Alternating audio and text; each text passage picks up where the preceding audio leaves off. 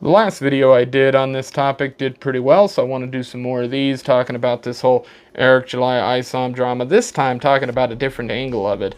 We had a tweet put out by HeelvsBabyface, a YouTuber who I've watched sort of off and on YouTube, and has seen on things like Friday Night Tights and shows like that, The Real BBC, another show that he does. He put out a statement revolving around this whole ISOM stuff, and I thought it was hilariously horrible. When I first saw it, I was sort of thinking about making a response to it on Twitter, but I decided to kind of just do it in this video. So I'm going to read this tweet here and talk a little bit about it. So, what was your favorite part of ISOM/ISOM 2? Is a line said by concerned troll C-words that have no interest in what your answer actually is, while also thinking they are owed an answer in the first place. If you reply loved it, then you are a shill or lying. If you reply it was okay, then you didn't really like it but are trying to diminish the impact. If you reply hated it, then oh my god, even Eric's friends don't like it. The more you concern troll, the more everyone sees how bitter, resentful, and jealousy, that's not right, you are of a man that put his money where his mouth is, and won. And we're talking about money again.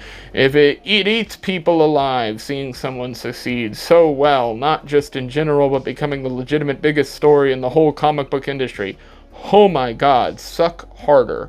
If the concerned troll C-words put as much effort into trying to succeed themselves instead of making tons of sock accounts, you might actually do something. Those sock accounts have a lot of activity and followers to be sock accounts. Yeah. I'm certainly not a sock account. I have socks on, but not a sock account. Alpha Core becomes available Monday. I have no doubt in my mind it's going to be a colossal success. So get creating more sock puppet bitches, because your tears of soy are going to flow like a river that's burst its banks. That was a whole word salad of nothingness and stupidity, so I'm gonna get into this. I don't understand what this tweet was, really. I know he was quote tweeting some people talking about this stuff, but this is just word salad that means nothing.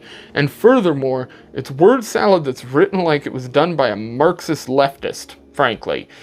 This is the kind of stuff I expect to see from one of these wokists on Twitter who are pro-Disney, who are pro-DC, who are pro-Marvel, who are pro-corporations creating woke agenda-filled horseshit, which is exactly what HeelvsBabyface, in my experience watching his channel, has been against. This is somebody who just recently got in trouble, got called out online and shamed by all these different YouTubers because he was talking about, I believe, the pronoun stuff in a game called Starfield, I think was the game. I might be wrong there. I don't play a lot of newer games. I'm more into the older stuff. But this is a guy who was just in this drama for that, who is now putting up a tweet using the term, unironically, concern trolling. If you don't see an issue with that, and I don't, yeah, I don't know. Not only is it exceedingly hypocritical, but it's just stupid. All right, it doesn't make any sense. No one legitimately he does not legitimately believe people are concern trolling. He might think people are trolling, but no one is unironically going to use the term concern trolling. This is the kind of response I expect to see from an SJW talking about politics or trying to cancel a comedian.